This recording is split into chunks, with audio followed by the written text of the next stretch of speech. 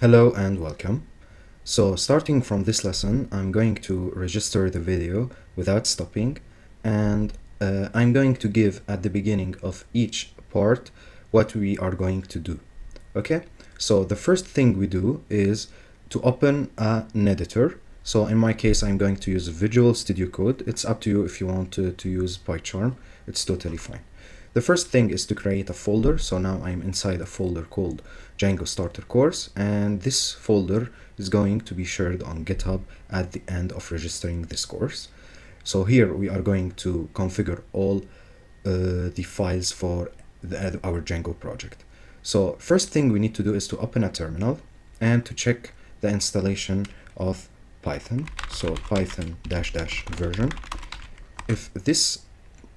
If you run this command and you get an error, so it means you need to install Python. Therefore, please go to www.python.com and install the latest version. Since now I have Python, I'm going to create a virtual environment.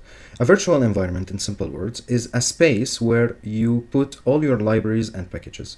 Because in general in Python, if you have different projects on your local machine, it's not a good way to put them all, like when you say pip install a library, when you install a library, in this case, you are saving the library in the local machine and then you are importing it on your project. And this is not totally correct. It's fine for simple projects, but for big projects, it's better to create a virtual environment where you put only the libraries and packages that you will need and that you will use inside this specific project. So in our case, I'm going to create a new virtual environment. This is done by calling the Python -m or -m venv and the name of the environment. I will call it env.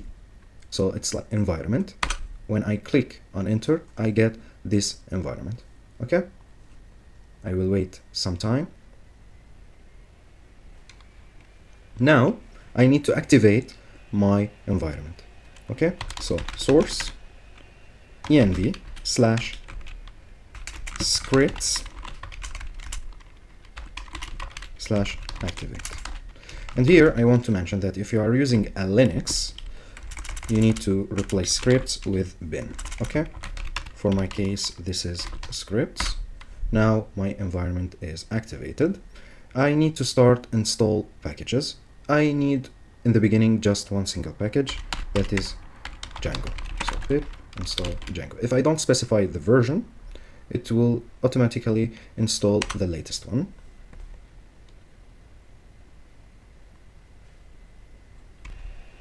Now Django has been installed in the environment successfully, and I'm going to create a Django project.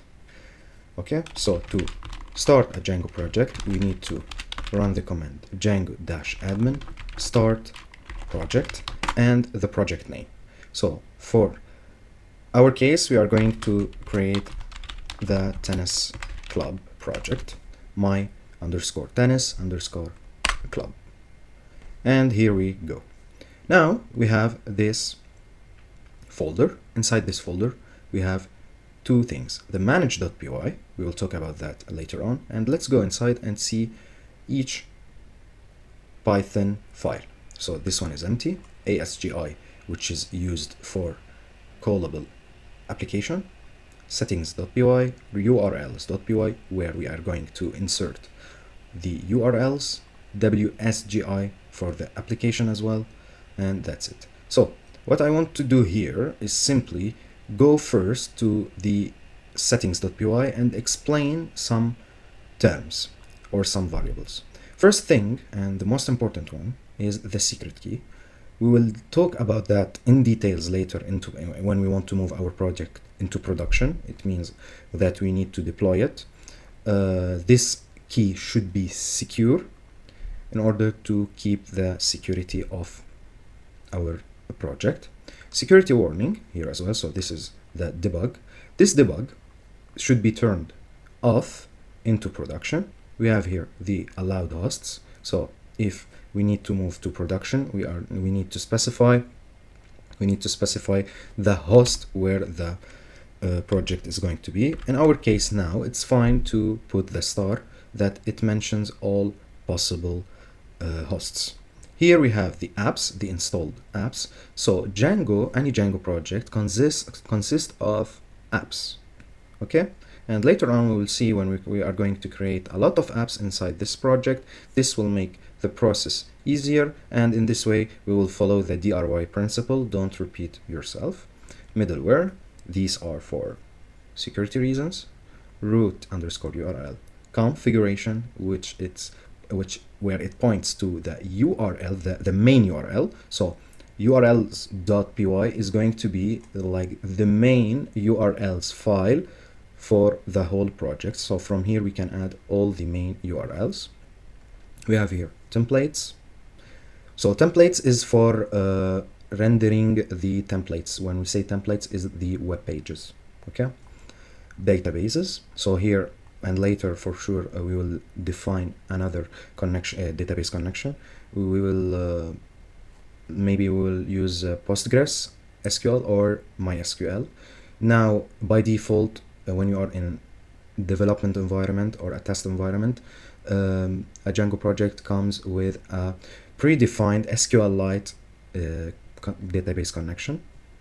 Okay, so we skip that one. So this is just for the password.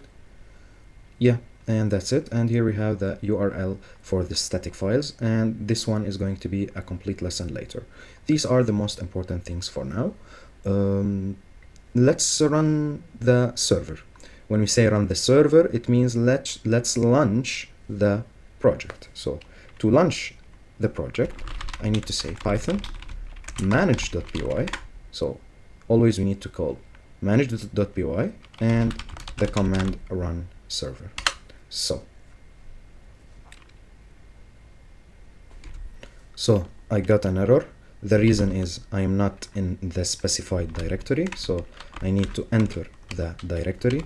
Now ls again. Now I am in the directory of manage.py, python manage.py run server, and here we go.